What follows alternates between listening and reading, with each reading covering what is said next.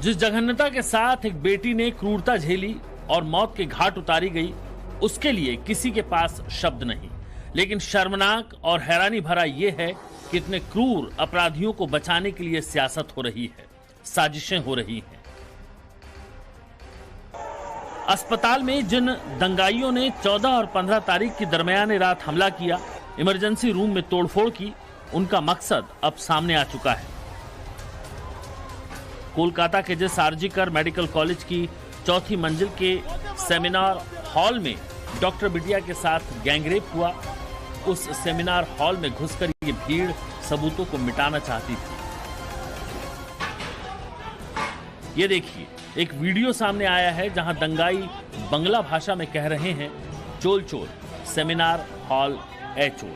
हिंदी में इसका मतलब होता है, चलो सेमिनार हॉल में चलो। यानी इस भीड़ का मकसद और मंशा साफ है कि वो सेमिनार हॉल में गुनाह के सबूत मिटाना चाहते थे।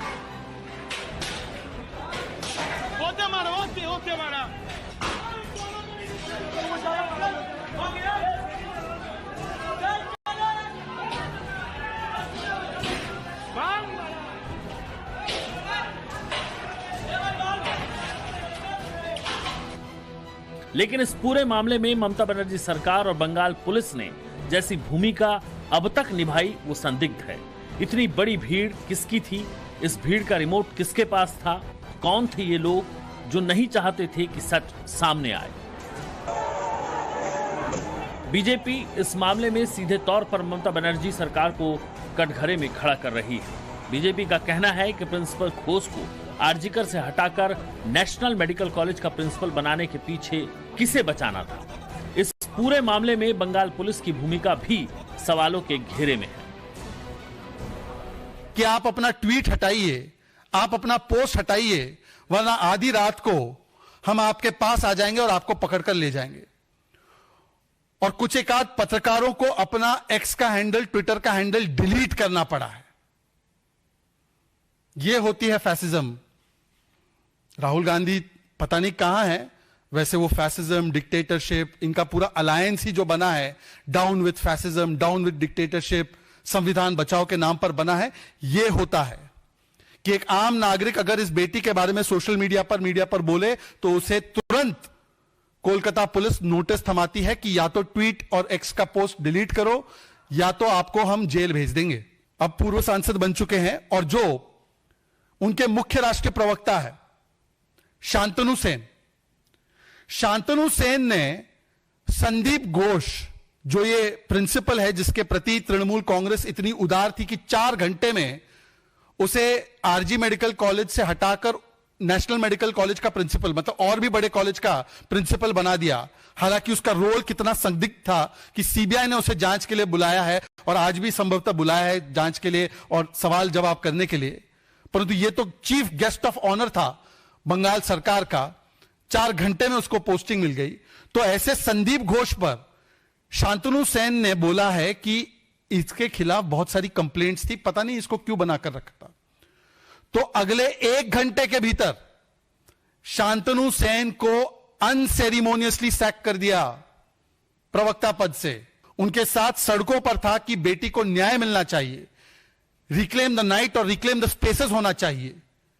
तो उस समय पर सुनियोजित ढंग से स्टेट स्पॉन्सर्ड 5 से 7 हजार गुंडों को भेजकर इस पूरे पीसफुल मूवमेंट को किस प्रकार से हमला करके आरजीकर मेडिकल कॉलेज में घुसकर वहां पर तोड़फोड़ करने का काम किया गया ताकि एविडेंस को मिटाया जा सके। जिस सूबे में यह कांड हुआ उसके मुखिया सड़कों पर है। सवाल है, ममता बनर्जी क्या दिखाना चाहती हैं? वो इस पूरे घटनाक्रम की जिम्मेदारी से बचना चाहती हैं या किसी को बचाना चाहती हैं, या इस पूरे खेल को सियासी बनाकर कोई खेल खेलना चाहती हैं? लेकिन इस मामले में दूध का दूध और पानी का पानी होने में वक्त नहीं लगेगा। सच सामने आएगा। सीबीआई ने शिकंजा कस दिया है। ट्रेनी डॉक्टर के साथ रेप के बाद हत्या मामले में सीबीआई की तफ्तीश में जो सीसीटीवी फुटेज मिला है, उसमें सूत्रों के हवाले से खबर मिली है कि आरोपी संजय राय गुरुवार रात करीब 11 बजे हॉस्पिटल आता है। अस्पताल पहुंचने के बाद करीब 30 मिनट वो अस्पताल में ही रुकता है।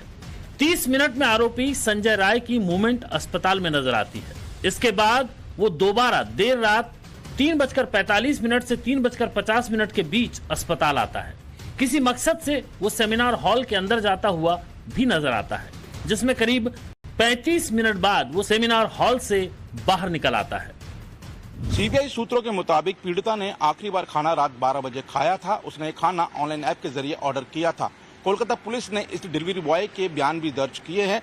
मृतका की पोस्टमार्टम रिपोर्ट में सामने निकलकर आया है कि उसने अपनी मौत से 3.5 से 4 घंटे पहले खाना खाया था। सीबीआई ने उन 4 डॉक्टर के बयान भी दर्ज किए हैं जिन्होंने मृतका के साथ ऑनलाइन ऐप के जरिए खाना मंगाया था और रात में साथ में खाया भी था। सीबीआई इस मामले में कई लोगों के बयान दर्ज कर रही है। इसके साथ ही सीबीआई संजय राय के मोबाइल फोन की डिटेल्स भी खंगाल रही है।